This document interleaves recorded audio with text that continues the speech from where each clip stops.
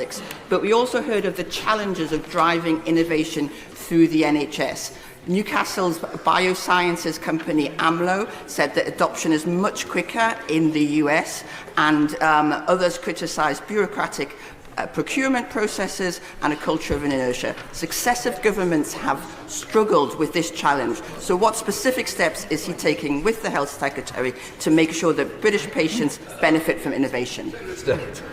Thank you. I'm very grateful to the question, but also to the work that her committee is doing in highlighting this incredibly important challenge that we face as a government and a country. I can say that the Health Secretary, for the first time, has adopted the role of spreading innovation through the NHS as a personal mission as part of the role of the Secretary of State for the first time. We both co-chair the Office of Life Sciences. Together, our two departments are not just trying to seek to harness the power of technology, but we're also working together under the leadership of the Health Secretary to drive that innovation, because it cannot be locked up in one innovative health trust. It must be put to use right across the NHS for every patient from every part of the United Kingdom. Jim Shun. Thank you, Mr. Speaker. Can I thank the Minister for his answers? What progress has been made on using AI algorithms to analyse medical images such as tumours, fractures or medical conditions? A pithy question, I think, Mr. Speaker.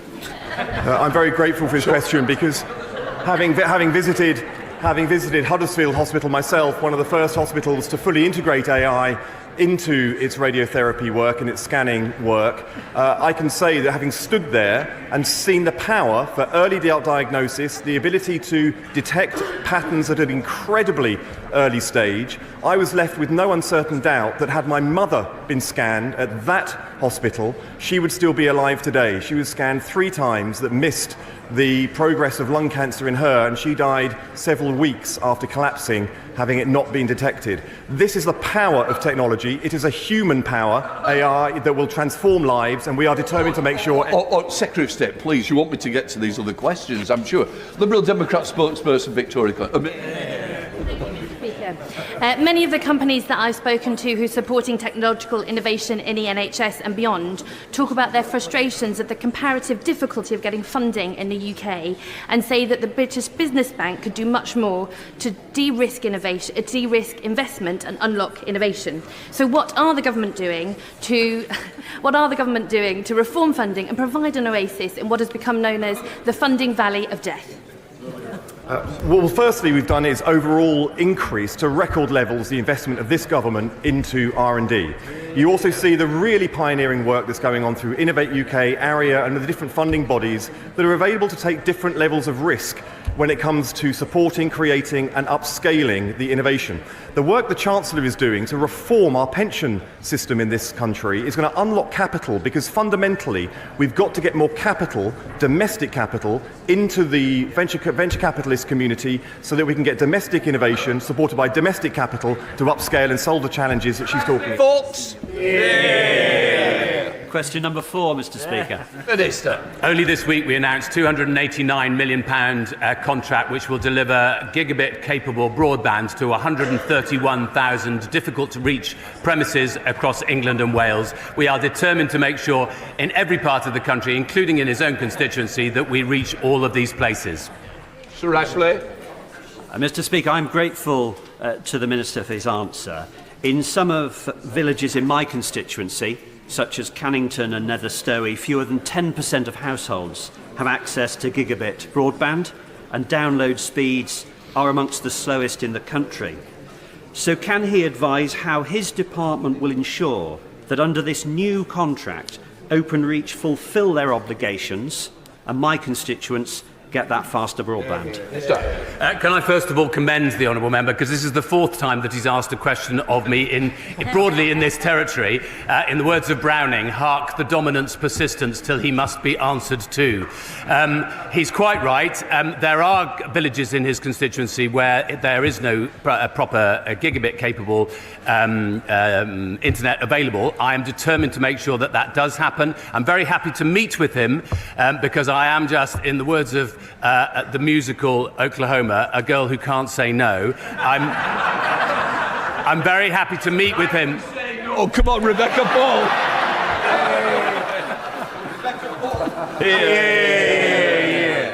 number 5, Mr. Speaker. Secretary of State. Thank you, Mr. Speaker. The government has increased investment on R&D to record levels. We have also repaired the public finances, including the black hole left by the previous administration. We have done so by protecting the smallest businesses, by the impact of doubling the employment allowance to $10,500, meaning that 865,000 employers will pay nothing in additional tax. I thank the Secretary of State for his response. However, universities, which are at the heart of the UK's research ecosystem, face an additional $372 million in annual costs due to the rise in employer national insurance. This threatens their ability to fund cutting-edge research, recruit top talent and support early career researchers. Does the Minister recognise the detrimental impact this will have on research in this country, and will he explore measures to ensure that our global competitiveness in science and innovation is not undermined? Thank you, Mr. Speaker. We have found ways to get new investment into universities. We are putting in on a solid financial footing, and this is just the start. We always knew we couldn't fix all of the problems we'd inherited from that last administration in 6 months, but we're finding ways to take the great start forward to get new investment into universities, and I can reassure the House, the war on universities by that administration has ended. Secretary of State Alan Mack. Thank you, Mr. Speaker. Companies like ours will be less incentivised to grow. That is the conclusion of Paul Taylor, founder of British tech unicorn Thought Machine, which employs over 500 people. Britain is now missing out on new jobs and investment as a direct result of Labour's national insurance jobs tax. But when the Chancellor started punishing our tech sector, the Secretary of State failed to stand up to her. Why? Secretary of State. We have put the public finances on a solid footing. Our economy is now in a stable way that has not been the case for 14 years. It is also the case that the party opposite wants all of the benefits of the last budget without saying how they will pay for any of it. And until they do, they will not be taken seriously by anyone, including the business that he references. Alan Mack. Thank you, Mr. Speaker. The truth is Labour is failing our tech workers because they don't care about our tech sector. Last September, Paul said he was very keen to list Thought Machine in London instead of New York. And one of his preconditions before listing is being able to grow the business as much as possible. So why did the Secretary of State allow the Chancellor to make growth harder for Britain's tech sector at this budget? I think the honourable gentleman missed the investment summit that the government held just before Christmas, at which a record £60 billion was invested into this country, £24 billion of which was AI related. That is almost as much directly into AI than was committed in total in that government's previous investment summit in total. This government is unlocking investment. That government in the previous administration wrecked our economy, wrecked our public services, and failed to get faith in our economy so that foreign companies could invest in this country.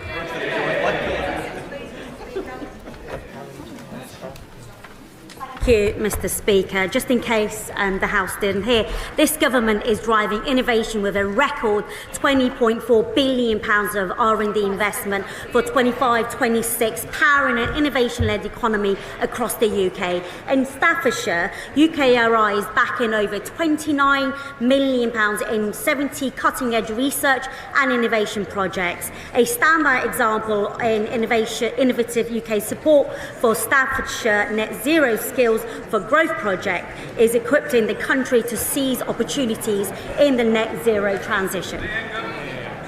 Thank you. Towns like those in my constituency are key to the economy but can face unique challenges in accessing innovation opportunities. Please could the Minister tell me how she plans to ensure that towns like Stafford and Eccleshall are able to access new jobs, skills, investments and growth opportunities? Minister. I thank my honourable friend for that question. The Department has a clear vision to ensure that UK remains at the forefront of global innovation, a place where cutting-edge businesses of all sizes can start and grow and local people have high-quality jobs building on local strengths. And I'm delighted to hear about the new multi-million-pound facility at Newcastle and Stafford College's Stafford campus, supported by £15 million of government investment, being built in my honourable friend's constituency, which will welcome learners from September. And this facility will help provide the technical skills businesses need, both now and in the future, to support regional and national productivity. Lewis Atkins. Number 7, Mr. Speaker. Minister. Thank you, Mr. Speaker. DCIT is leading the charge by establishing the Digital Centre of Government to harness technology and transform our public services. We are committed to improving digital inclusion and accessibility to ensure high-quality online services are available to everyone. And in the coming months, Mr. Speaker, the Department will outline its plans and priorities for Digital Centre and advancing its digital inclusion. Lewis Atkins. Thank you, Mr. Speaker. Sunderland was recently named the UK's smartest city by The Times, and it was a pleasure to welcome the Secretary of State to visit recently. More than 5,000 homes in our city now have assistive technology installed, supporting the independence of older and disabled people to improve their access to care. Can I ask the Minister how the Government plans to build on the example of Sunderland to improve access to public services across the UK? Minister. Thank you, Mr. Speaker, and I thank my honourable friend for his question. The government recognises the potential for digital technology to support people to live independently, and we will set new national standards for care technologies and develop trusted guidance so that people who draw on care, their families and care providers can confidently buy what works and get the safest, most effective tech into their homes or services. In addition, Mr. Speaker, we'll be taking forward a range of initiatives in 25-26, including funding more home adaptations, promoting better use of care technologies. Ford. Steps is her department taking for older people who don't feel comfortable about utilising technology to access public services? Minister. I thank the honourable member for his question. We'd be happy to hear that the public sector body's accessibility regulation requires most public sector organisations to ensure their services are accessible to disabled people and older people by meeting the requirements of the Web Content Accessibility Guidance and by publishing a prescribed format accessibility statement. And the Government Digital Services Accessibility Monitoring Team reviews public sector websites to ensure compliance with the accessibility regulation and support departments to improve their services. Shadow Minister Dr. Ben Spencer. Thank you, Mr. Speaker. I welcome her approach to improve access through technology. However, the majority of concerns I and many colleagues receive are from those who cannot use technology. Rather than improve access, for some, technology can act as a barrier. What is her assessment of the impact of digital exclusion in the UK, and in the strategy that she's announced for digital inclusion, will this include digital exclusion at all levels of government? Minister. Thank you, Mr. Speaker. Mr. Speaker, digital inclusion is a priority for this government, and we have set up the Digital Inclusion and Skills Unit to ensure that everyone has the access, skills and support and confidence to participate in modern digital society, whatever their circumstances. Work is ongoing to develop our approach to digital inclusion and coordinate across government departments, and we hope to announce more on this soon. We will be working closely with third sector, the industry, devolved governments and local authorities to ensure future interventions are targeted and based on individuals' needs. Right, we come to topicals. Zoe Franklin. Question 1, Mr. Speaker. Secretary of State. Thank you, Mr. Speaker. Mr. Speaker, we have seen fear and lies spread about life in Britain. To those who have done little or nothing to combat child sexual abuse are stretching every sinew to jump on that bandwagon. This government is committed to justice for the victims and punishment for the perpetrators of abuse wherever it happens, to ever who commits it. And on that, I pay tribute to the work the Prime Minister and in particular my honourable friend, the member for Birmingham Yardley, did in this regard. The legal codes Ofcom set out last month are the single biggest change to online safety for a generation. In 2023, the Lords Digital Committee found that 1.7 million households were without internet. With the forthcoming switchover to internet protocol television, would the Minister outline how they're working to ensure that no one is left behind by that switchover? I'm very grateful for a question. It's incredibly important. Broadcast TV is legally protected until 2034. This government is committed to ensuring audiences can access television in a way that suits them. Too many people are excluded from digital activity through lacking the basic skills. In the not too distant future, I'll be launching the Digital Inclusion Plan. I know that she takes cross-party working very seriously. I hope she'll meet with me so I can brief her on that work and involve her ideas as we develop it. Thank you, Mr. Speaker. I refer the House to my register of interest. Globally, billions of pounds of investment are flowing into companies creating new technologies to power data centres. Communities across the UK should be sharing this opportunity of well-paid skilled jobs which this investment offers. In Derby, Rolls-Royce are world leaders in the development of small modular reactors. I love Derby. Does the Secretary of State agree with me that they show British innovation at its strongest and would be a dynamic partner for any technology company wishing to invest in the future? I'm grateful for his question. I do agree, of course, and of course the other side seem to as well. I agree that technological innovation will be the key to move to net zero, and the UK will be at the forefront of that, and SMRs are particularly exciting. I've met with Rolls-Royce. They have a great advocate in the honourable member. I look forward to hearing more from him and seeing how we can support this exciting technology into the future.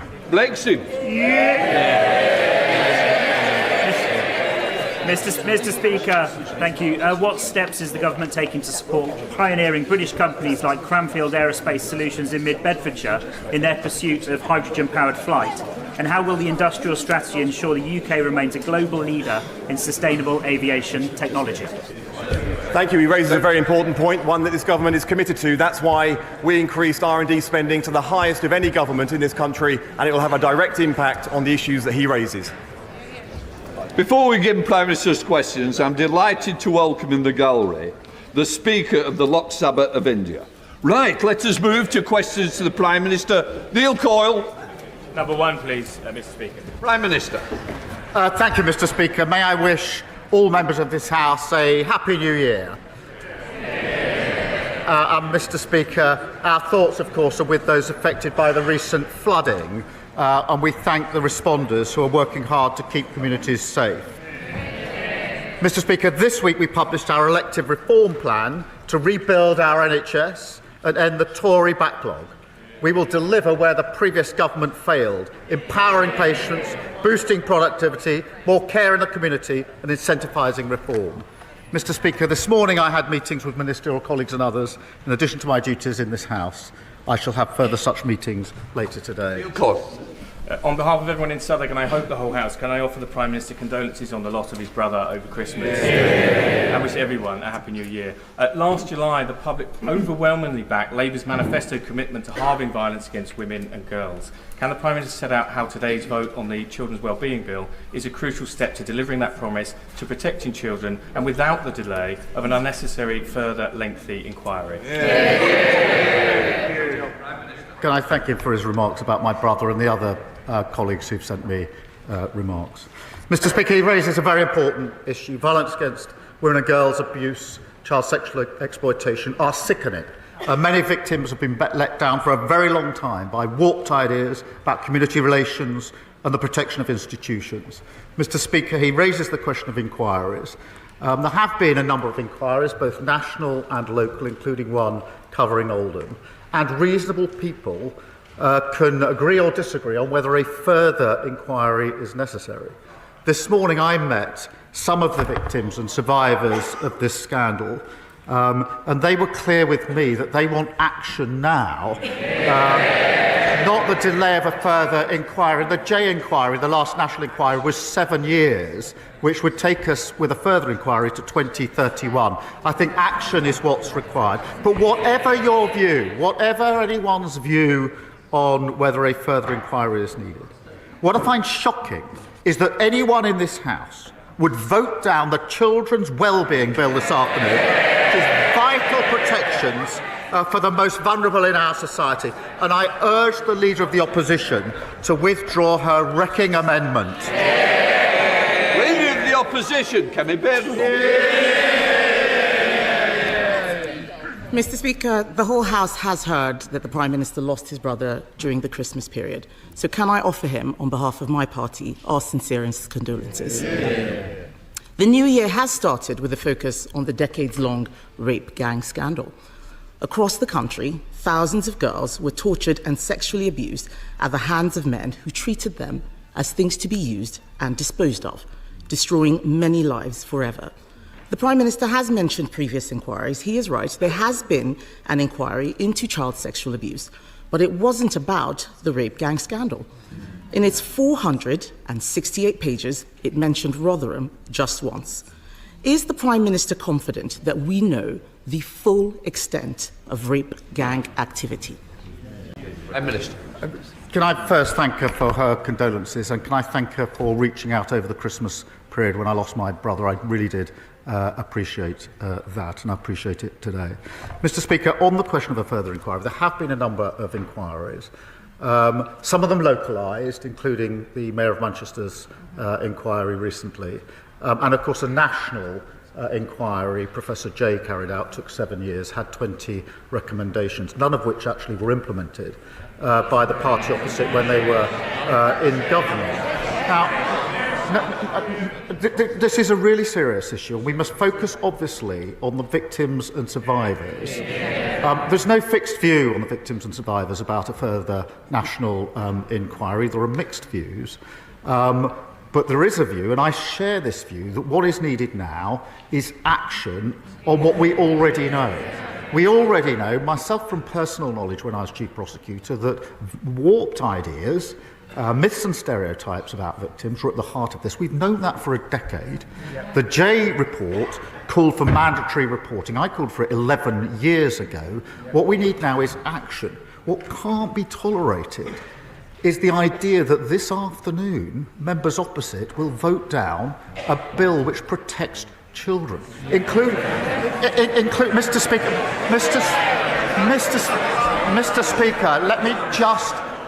One of the provisions in the bill is to protect children vulnerable today who are out of school to prevent abusers ever taking those children out of school. I implore members opposite to defy the misleading leadership of the Leader of the Opposition and vote for a really important bill. Mr. Speaker, I'm shocked that the Prime Minister would say that actions were not taken. He knows full well that we accepted 18. He knows full well that we accepted 18 of the 20 recommendations in the Jay inquiry and went further, launching a gangs task force that found 550 more perpetrators. That shows that there is still work to be done.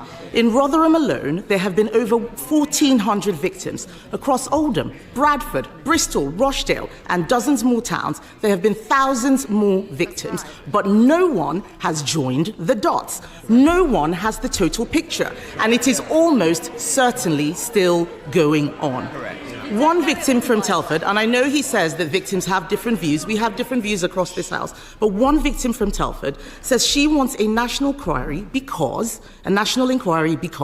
it will hold people accountable in a way that previous inquiries have not. Correct. It is very possible to have actions, take on more, and still have a national inquiry. So why won't he listen to victims and launch a national inquiry which would have the power to summon witnesses and make them give evidence under oath? Prime Minister. Mr. Speaker, she says they accepted the recommendations. They didn't act on them. Exactly. One of the central recommendations was mandatory reporting, and it still hasn't been enacted. I called for this 11 years ago. They've been tweeting and talking. We've been acting. Well, Mr. Speaker, the Leader of the Opposition has been an MP, I think, for 8 years. Her party have been in government for 7.5 of those 8 years. She was the Children's Minister. She was the Women's and Equalities Minister. I can't recall her once raising this issue in the House, once calling for a national inquiry. It's only in recent days she's jumped on the bandwagon. Now, Mr. Speaker, in fairness, if I'm wrong about that, and she has raised it, then I invite her to say that now, and I will happily withdraw the remark that she hasn't raised it in this House in the 8 years that she's been here until today. Kemi Badenoch. Mr. Speaker, the Prime Minister is being very specific because I have raised this issue. I've raised it in speeches. I've raised it publicly. He knows that as a minister, I would not have been speaking on this specific issue. I was not a Home Office minister. But Mr. Speaker, I will remind him about other victims who came to me who I did help. The victims of the Tavistock scandal who came to me as a minister. I didn't send them away like his safeguarding minister. I made sure, as his Labour Party were calling me transphobic, that we launched the CAS review, which even his health secretary has accepted. So we do right by victims, Mr. Speaker. The reason why a national inquiry is important is because this issue is systemic. It has been involving local and national officials, the police, prosecutors and politicians. He talks about some of the local inquiries, but these interlinked issues cannot be covered by local inquiries alone. In fact, the leaders of the Manchester inquiry resigned because they couldn't get evidence, they couldn't summon witnesses, and not a single person in a position of authority has been held to account. The Prime Minister called for 9 inquiries in the last Parliament. Does he not see that by resisting this one, people will start to worry about a cover-up?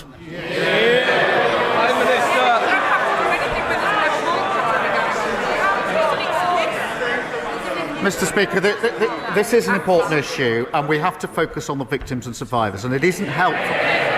This sort of lies and misinformation and slinging of mud doesn't help them one bit.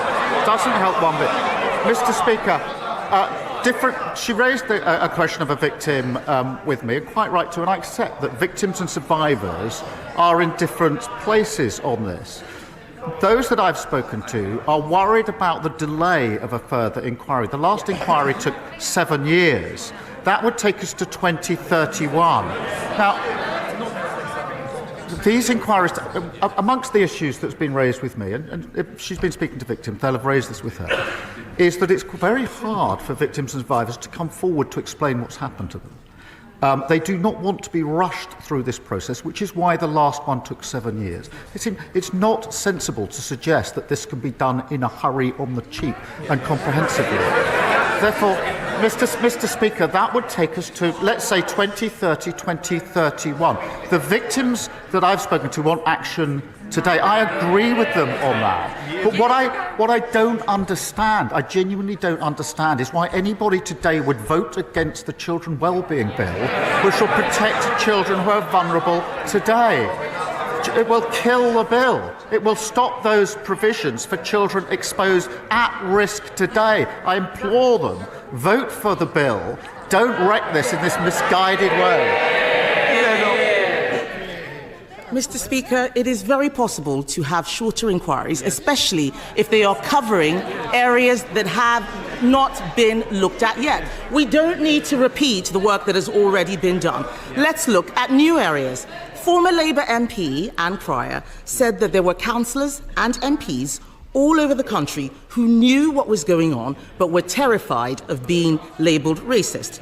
A national inquiry would ask if there was a racial or cultural motivation to some of these crimes where white girls were seen, as Jack Straw said, as easy meat. The member for Rotherham was sacked from Labour's front bench for speaking out about rape gangs. Does the Prime Minister now recognise that sacking people for telling the truth creates a chilling effect that means victims aren't listened to? Well, I'm very happy to call out anybody who hasn't acted properly in these cases. I've done it many, many times before, and it doesn't matter to me which political party they're in. I'll call them out and I will condemn them. Mr. Speaker, when I was Chief Prosecutor, I took measures to confront this head-on. The first of the mass prosecutions for an Asian gang was in Rochdale. My team came to see me. It put a number of Asian men in the dock. They wanted the green light for the first of these cases to take place. I gave that green light, but on one condition, because it came to my attention that one of the men that was going into the dock had previously been arrested but not charged. And I said, you can bring the first of these mass prosecutions, but only if you look back at the file where we weren't charged and tell me what went wrong with a report so that I can start to put it right. And that's what started the reforms I brought about. So that's the approach I took in practice, whilst others were tweeting and talking. It's the approach I would take now in any case where there's wrongdoing here.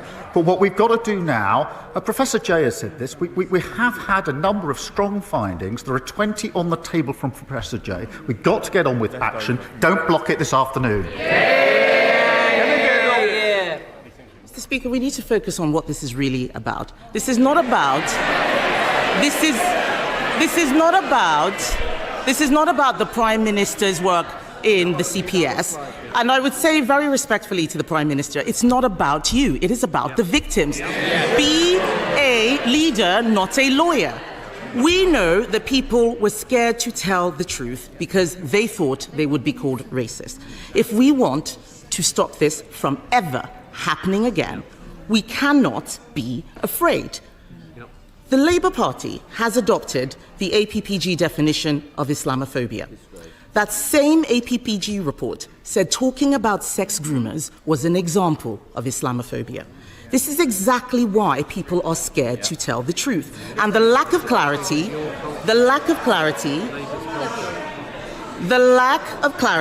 means that innocent British Muslims are smeared by association. That is not fair, and only a national inquiry can solve this. So will the Prime Minister look again at the Labour Party's adoption of the definition of Islamophobia, its chilling effect, and rule out introducing it in government? Prime Minister.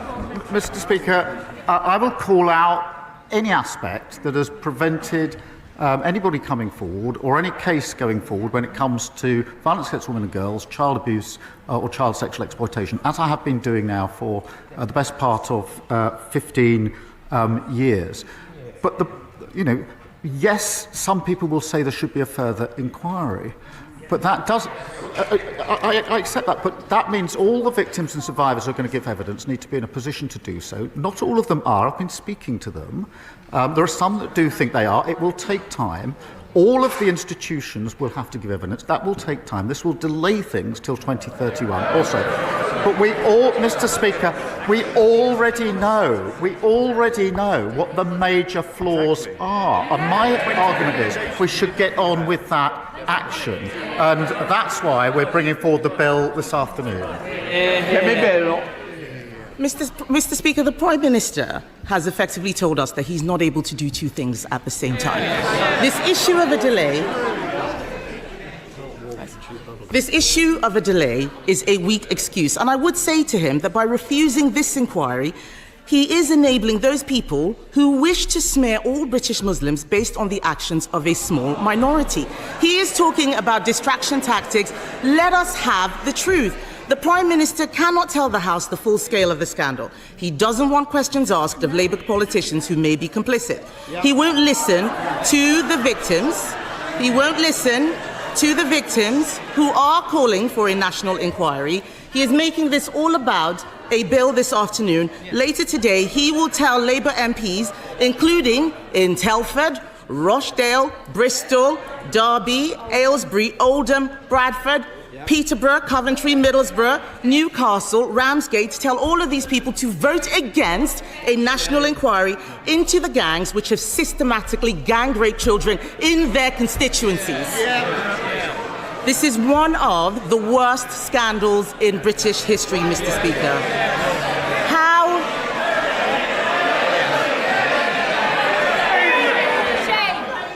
Sorry?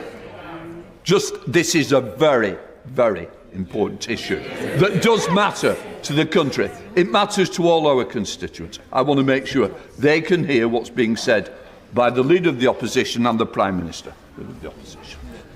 Mr. Speaker, this is one of the worst scandals in recent British history. But how are they going to explain to their constituents that obeying his whip is more important than doing the right thing? She's right to say it's one of the worst scandals. It's terrible. That's why I acted on it. If her recently acquired view that it's a scandal, having spent a lot of time on social media over Christmas, not once in 8 years did she stand here and say what she's just said. Not once in 8 years. They didn't act on the recommendations. They want a national inquiry. We had a national inquiry, the J inquiry, the J report. 20 recommendations, not a single one implemented. Not a single one implemented. And she said you can do two things at once. You can't kill the bill this afternoon, wreck that bill, and protect children. There was Mr. Speaker, there was a dreadful case of Sarah Sharif that everybody will remember. This was the girl taken out of school and abused by an abuser. The bill this afternoon fixes that gap. And I know, I'm looking across, I know there are honourable members on the benches opposite who know very well that what's in this bill is necessary, that it's the right thing to do, and that would want to vote for this bill. I urge them to think twice about following this short-sighted, misguided, bandwagon-jumping approach of the non-leadership of the Leader of the Opposition. I urge them to. Speaker, my constituent, Anne-Marie, and countless other armed forces families across Aldershot and Farnborough are living in shabby military accommodation that simply isn't good enough after 14 years of Conservative neglect. So can I welcome the Ministry of Defence plan to buy back thousands of homes in my constituency? And will the Prime Minister set out how sorting out this bad deal left behind by a past Tory government will make life better for Anne-Marie and others like her living in the home of the British Army? Prime Minister. Can I thank her for her question? And we all owe extraordinary debt of thanks to those who serve. Mr. Speaker, by reacquiring over 36,000 service family homes, including 1,700 in my honourable friend's constituency, we can rapidly transform substandard accommodation. The deal that we've done also saves the taxpayer around £230 million per year in rent, and of course it follows the largest pay rise for the armed forces in over 20 years. There is of course still work to do, but this is a major step forward. We now come to the Leader of the Liberal Democrats, Red Davey. Thank you, Mr. Speaker, and Happy New Year to you. And can I join others by offering my personal condolences to the Prime Minister in the loss of his brother? And can I take this opportunity to express my sadness at the passing of a much-loved member of the Liberal Democrat family, Baroness Jenny Randerson. Mr. Speaker, fixing the care crisis is urgent. For the millions of people, elderly and disabled, who are not getting the care they need, for the millions of family carers who are making huge sacrifices to fill the gap, for the NHS, where over 12,000 people are stuck in hospital beds because they can't get out of hospitals, the care's not there for them. The Prime Minister is right to say we need a cross-party approach today, but as Sir Andrew Dillot has said today, that needn't take 3 years. So will the Prime Minister please speed up this work so 2025 is the year we finally rise to the challenge of fixing care? Prime Minister. I thank him for raising this important issue and thank him for his condolences. Yes, it is right we need to get this right. I want a cross-party consensus on this and invite him to work with us on this, as I know he will. But it is important, and he's right to say we need some action now as well.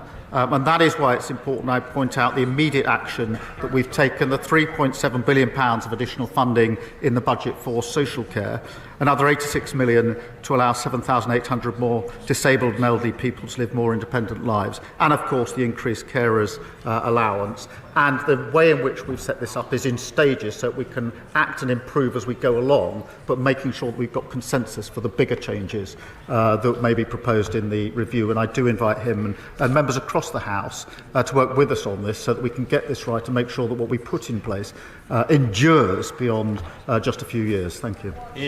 Red David. Mr. Speaker, I'm afraid if the government doesn't bring in these long-term social care reforms this year, their NHS reforms, this Parliament will fail. So I hope he will revisit the timetable. But moving on, Mr. Speaker, while the honourable member for Clacton may miss out on his big allowance from Elon Musk, the spectre of the richest man in the world trying to buy a British political party should give us all pause for thought. And after years of the Conservatives taking millions of pounds of Russian money, will the Prime Minister now work with us to bring in long overdue reforms of party funding so that power in this country lies with the voters and not wealthy overseas oligarchs? I think we all had a smile on Sunday when the honourable member said how cool it was to have the support of Musk, only for Musk to say he should be removed. Just a few hours later, that's the rough and tough of politics. And of course, we're looking at the question of funding more generally. Joseph. Thank you, Mr. Speaker. I welcome the efforts this Labour government has made to reset our relationship with the European Union and to seek to remove unnecessary trade barriers. The trading links between the UK and mainland Europe are of particular importance to my constituency of Ashford. So would the Prime Minister support my efforts and those of other Kent colleagues to restore international train service to Ashford International Station that will help economic growth in my constituency, Kent, and wider South East? Prime Minister. Right. Thank my honourable friend for raising this question. Businesses in his constituents have been badly let down by the deal of the last government, and we, of course, are resetting and strengthening that relationship on the economy, on energy, on security to deliver the growth that we need. I know this is an issue of considerable frustration to his constituents. The decision in question, Mr. Speaker, is ultimately for Eurostar, but we are keen to see international services reinstated to Ashford as soon as possible, and I would be happy for the Rail Minister to update him on the latest discussions. Stephen Flynn. Mr. Speaker, can I begin by doing something unusual, which is to commend the Prime Minister on his earlier answers to the Leader of the Opposition and, of course, to pass on my party's condolences to him for the loss of his brother. Outside of this place, temperatures continue to plummet, energy bills continue to rise, and the winter fuel allowance has been unacceptably taken away from so many vulnerable pensioners. Now, the Prime Minister intimated prior to Christmas that he had no regrets about any of the decisions that he has taken in office. Does he understand that the public do? Prime Minister. I thank him for his condolences. We took some tough decisions. They led to a budget which delivered the largest settlement since devolution began to Scotland. If he thinks we should now reverse that, then he should say so. What it's done is it's given the money, so now the SNP have the money, they have the power, and no more excuses for the non-delivery that we see in Scotland. If he wants me to reverse that, he should say so. Sam Rushworth. Mr. Speaker. Feeling safe in your own community is among the most basic of human needs, but after 14 years of Tory cuts to Durham's frontline police and breaking the criminal justice system, too many of my constituents are victims of violence, theft and antisocial behaviour, and these crimes too often go unpunished. Now, I know the Prime Minister's had a lifelong commitment to protecting victims, so what assurances can the Prime Minister give my constituents that our new government will be tough on crime and on the causes of crime? Mr. Speaker, he's right to raise this important issue, and I have to say, when he said there were cuts to polices and somebody said boring, I think that somebody opposite just said boring. That tells you everything you need to know about the last 14 years. He's right. We need to crack down on those committing vile acts in our communities, and that's why our plan for change puts 13,000 extra police and PCSO officers into neighbourhood policing, 3.5% real terms increase, and of course tough new respect orders. Where they lost control, we'll take back control and deliver safe and secure communities. Thank you, Mr. Speaker.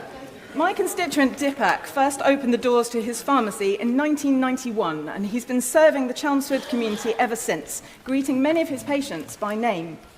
But Dipak's business is struggling. His NHS contract no longer covers the cost of the drugs he has to dispense. For example, he's sometimes been forced to pay over 100 times more for a particular mental health drug than his contract provides. DIPAC is dipping into his life savings to keep his pharmacy afloat, and I'm sure that many other pharmacists across the country are doing the same. Does the Prime Minister agree with me that no pharmacist should be forced to use their own money to keep their pharmacy viable? Prime Minister. Can I thank her for raising this really important and challenging case? Community pharmacists like DIPAC play a vital role in our health service. And as she knows, the Department of Health and Social Care sets drug tariff prices and regularly assesses what pharmacies are reimbursed to ensure overall they're paid fairly. If she would prepare to share the details further with me, I will look and have a review by the team of the particular case that she's raised with me. Thank you. Mark Siewert. Thank you, Mr. Speaker. Last year, I was honoured to accept an invitation from the European Jewish Association to go to Krakow and discuss the role of Holocaust education in tackling the rising tide of anti-Semitism across Europe. We also visited Auschwitz and Auschwitz-Birkenau, where we laid wreaths and paid tributes to the many victims of the Holocaust. Given that this month marks the 80th anniversary of the liberation of those evil places, will the Prime Minister set out what this government is doing on Holocaust education to ensure that never again means never again? Prime Minister. Well, I thank him for raising this. Anti-Semitism is completely abhorrent and has no place whatsoever in our society. Mr. Speaker, I recently met with Jewish community leaders in Downing Street to discuss what further we can do to combat anti-Semitism, and that includes allocating £54 million for the Community Security Trust to continue their vital work, committing to building a new Holocaust Memorial and Learning Centre, and providing at least £2.2 million to continue the funding lessons from Auschwitz. And I look forward to working with others on those important proposals. Victoria Collins. Thank you, Mr. Speaker. Businesses like Hicks in Harpenden, charities like the Hospice of St Francis in Berkhamsted, health and social care providers like the Elms Medical Practice in Harpenden, a GP, are amongst those up and down this country who are warning the government about the negative impact of the proposed changes to national insurance contributions. When will the Prime Minister heed those warnings and, at the very least, look at exemptions for health and social care providers like they have for the NHS? Prime Minister. Thank you for raising this. Look, we had to deliver a budget to wipe the slate clean and to deliver the stable basis for our economy and at the same time repair our public services. That's why we invested £25.6 billion over 2 years in the NHS, including additional funding for GPs and for hospices. And we are taking measures to ensure that funding is there to support our vital services. Mr. Speaker, every week I visit constituents in my Hackney South and Shoreditch constituency living in the most appalling, overcrowded social housing, some with triple bunk beds in the bedroom and the parents on a sofa bed in the living room. The nearest available property to buy would be £500,000, and it's out of the reach for these hard-working families. I really welcome our government's commitment to 1.5 million new homes. Will the Prime Minister agree that we need clear targets for the number of social housing units so that families in Hackney can live in dignity? Prime Minister. I'm grateful to her for raising this, and she describes an appalling situation when it comes to housing, and one will be familiar to a number of MPs on both sides of the House. And that's why we will deliver the 1.5 million homes that we desperately need across the country. She's right, and the budget announced 500 million into the Affordable Homes programme, which is hugely important, 100 million of that going to the Greater London Authority. And we will also, Mr. Speaker, reform the right to buy to deliver a fairer, better value and more sustainable scheme where long-standing tenants can buy their own home. Andrew George. Thank you, Mr. Speaker. In Cornwall, in the last 10 years, over £500 million has been handed to holiday homeowners through various tax loopholes, etc., whilst local families are being evicted from their homes to make way for yet more holiday homes as the housing crisis deepens and worsens. The six MPs in Cornwall are determined to reverse this situation and to address these issues before the end of this Parliament. Will the Prime Minister agree to meet us so we get the full backing of government and deliver first rather than second homes for the good of Cornwall and the Isles of Scilly? Prime Minister. I thank you for raising this. We are committed to building those 1.5 million homes, and that includes 4,500 new homes every year in Cornwall.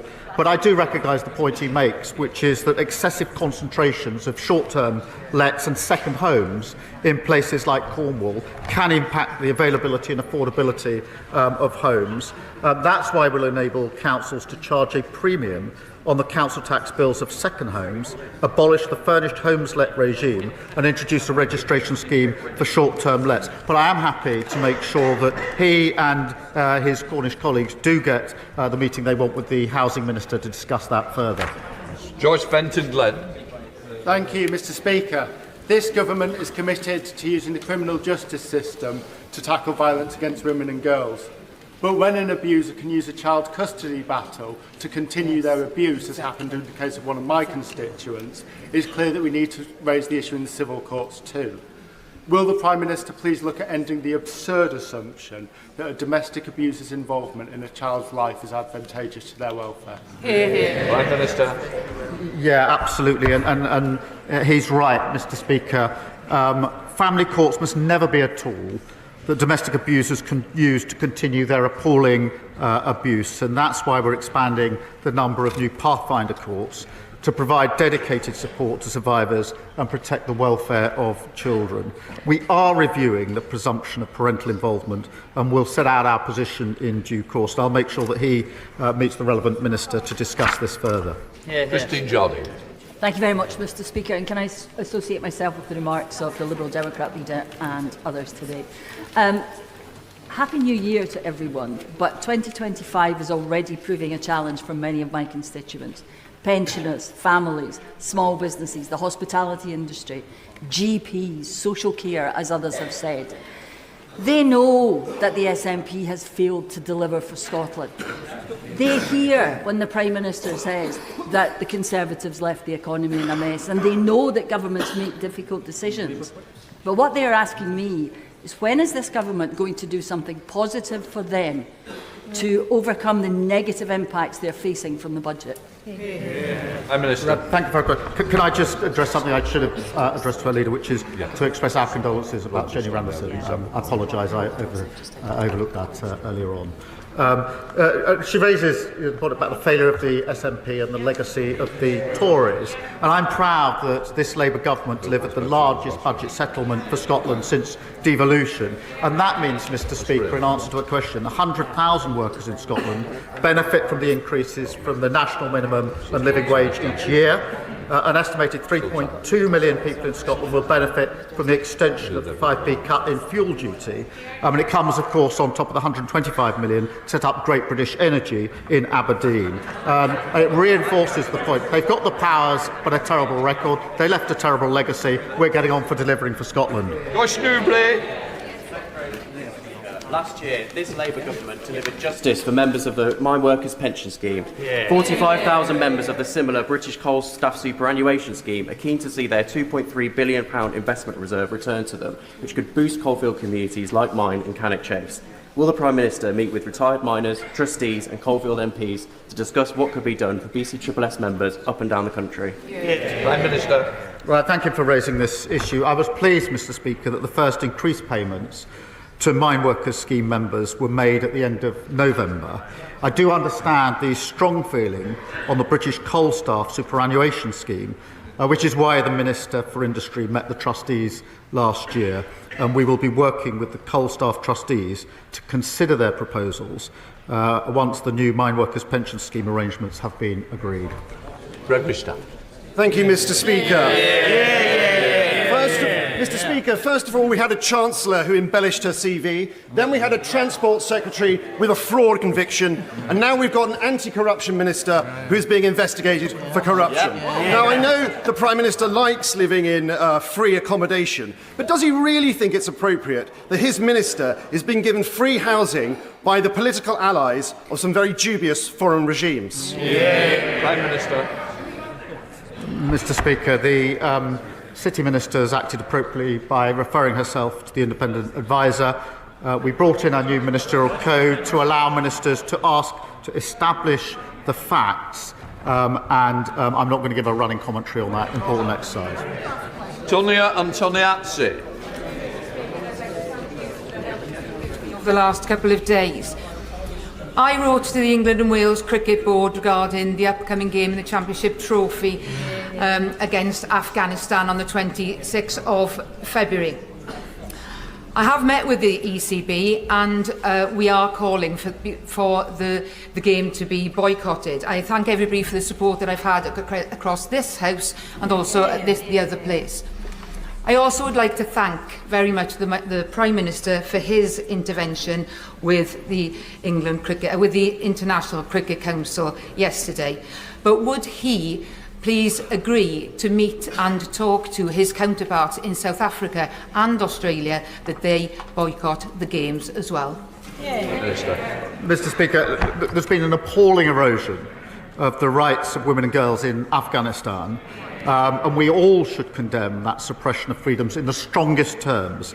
And that's why we provided additional aid, at least 50% of which we're going to women and girls. DCMS are in touch with the international counterparts on this issue. I welcome the England and Wales Cricket Board making strong representations to the International Cricket Council on Afghanistan's women's cricket team. Final question to Roger Gale. Thank you, Mr. Speaker.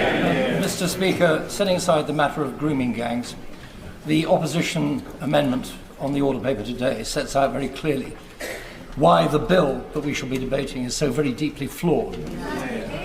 And if it is to become an Act of Parliament, it will have to be completely rewritten in committee. But, Mr. Speaker, the Prime Minister from that dispatch box has made much of his service as the public prosecutor. So could he tell the House in that capacity why during his time he declined to instigate a prosecution for rape and sexual abuse against Mohammed Fayed? Prime Minister. That case never crossed my desk. Right. That completes Prime Minister's question.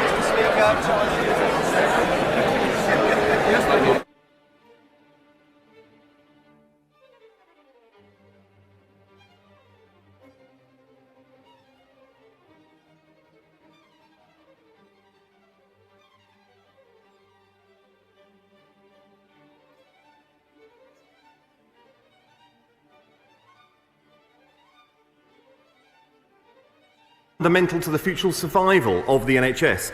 But I was incredibly happy to see that last autumn the Royal Wolverhampton NHS Trust began enrolling patients in a global first trial of completely personalised cancer vaccines as part of a £1 billion investment negotiated by my department. This shows the way forward, and it shows the way that cooperating between departments is going to deliver for patients and public service users right across the country. Robin Swan. Thank you very much, Mr. Speaker. Minister, the early diagnosis saves lives. Randox in my constituency run a number of NHS health checks from the Isle of Wight through to Lanarkshire. Will the Minister encourage the greater use of those checks and also visit Randox with me to see how we can further advance that technology?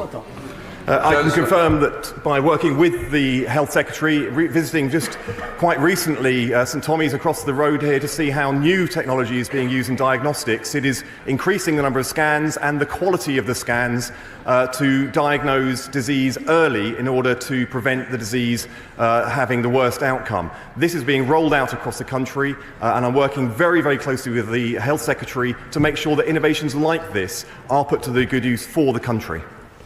Chair of the Select Committee, Chiamwara.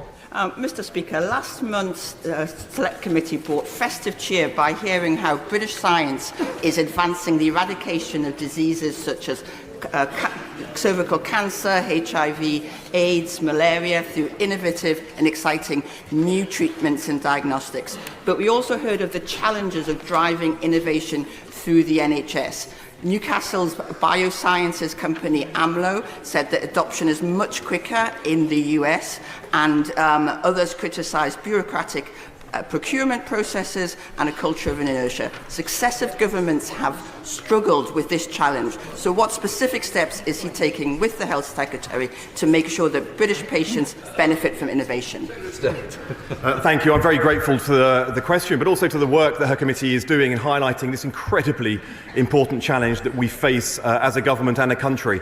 I can say that the Health Secretary, for the first time, has adopted the role of spreading innovation through the NHS as a personal mission as part of the role of the Secretary of State for the first time. We both co-chair the Office of Life Sciences. Together, our two departments are not just trying to seek to harness the power of technology, but we're also working together under the leadership of the Health Secretary to drive that innovation, because it cannot be locked up in one innovative health trust. It must be put to use right across the NHS for every patient from every part of the United Kingdom. Jim Shannon. Mr. Speaker, can I thank the Minister for his answers? What progress has been made on using AI algorithms to analyse medical images such as tumours, fractures or medical conditions? A pithy question, I think, Mr. Speaker. I'm very grateful for his question, because having visited Huddersfield Hospital myself, one of the first hospitals to fully integrate AI into its radiotherapy work and its scanning work, I can say that having stood there and seen the power for early diagnosis, the ability to detect patterns at an incredibly early stage, I was left with no uncertain doubt that had my mother been scanned at that hospital, she would still be alive today. She was scanned 3 times, that missed the progress of lung cancer in her, and she died several weeks after collapsing, having it not been detected. This is the power of technology. It is a human power, AI, that will transform lives, and we are determined to make sure... Secretary of State, please, you want me to get to these other questions, I'm sure. Liberal Democrat spokesperson Victoria... Many of the companies that I've spoken to who are supporting technological innovation in the NHS and beyond talk about their frustrations at the comparative difficulty of getting funding in the UK, and say that the British Business Bank could do much more to de-risk investment and unlock innovation. So what are the government doing to reform funding and provide an oasis in what has become known as the funding valley of death? Well, firstly, we've done is overall increase to record levels the investment of this government into R&D. You also see the really pioneering work that's going on through Innovate UK, ARIA and the different funding bodies that are available to take different levels of risk when it comes to supporting, creating and upscaling the innovation. The work the Chancellor is doing to reform our pension system in this country is going to unlock capital, because fundamentally we've got to get more capital, domestic capital, into the venture capitalist community so that we can get domestic innovation supported by domestic capital to upscale and solve the challenges that she's talking about. Thoughts?